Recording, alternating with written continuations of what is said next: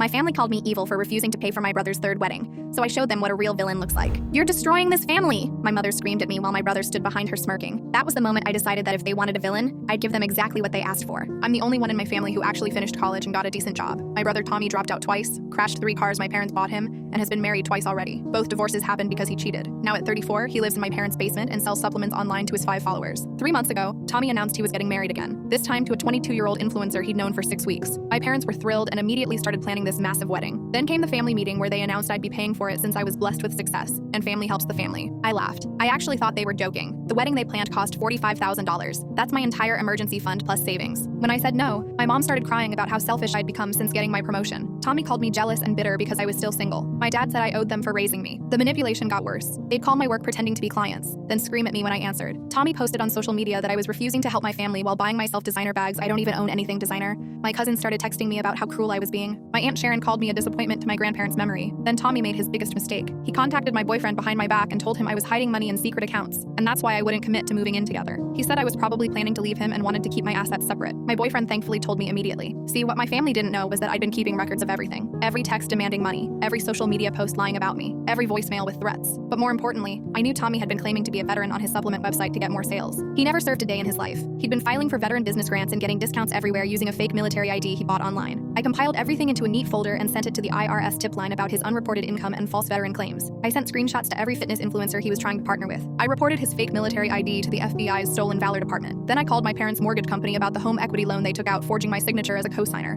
which I discovered while gathering documents. But the real satisfaction came from what I did next. I knew Tommy had been using my grandmother's social security number for credit cards since she had dementia. My parents knew and allowed it because it helped them financially. I reported this to Adult Protective Services and the credit bureaus. I also sent all the evidence to my grandmother's estate lawyer, who my parents didn't know I'd been in contact with within 2 weeks. Tommy was under federal investigation for stolen valor, identity theft, and tax evasion. His fiancée dumped him publicly on TikTok when she found out, making a viral video about dating a fake veteran that got 3 million views. The wedding venue was canceled when the deposit check bounced. My parents are now dealing with fraud charges for that forged loan and elder abuse charges. The best part? My grandmother's lawyer found that my parents had been stealing from her pension for years. The will was rewritten before she passed, leaving everything to me as the only family member who visited her without asking for money. The house my parents live in, actually my grandmother's. I now own it and served them an eviction notice. Tommy tried to crowdfund for legal fees, claiming I was persecuting him for his success. The fundraiser got taken down when people found his fiancée's TikTok. He's now facing 5 years minimum for the stolen valor and fraud charges. My parents had to sell everything to afford lawyers and still lost. They're living in my Aunt Sharon's garage now, the same aunt who called me a disappointment. The last family group text was my mom calling me evil and saying I destroyed their lives over petty revenge. I responded with one message: "You tried to destroy my relationship, my career, and my reputation because I wouldn't give you $45,000. You created this situation with your greed and lies. Don't contact me again." I sold my grandmother's house, moved to a different state with my boyfriend, and started fresh with an extra $400,000 in my account from the sale.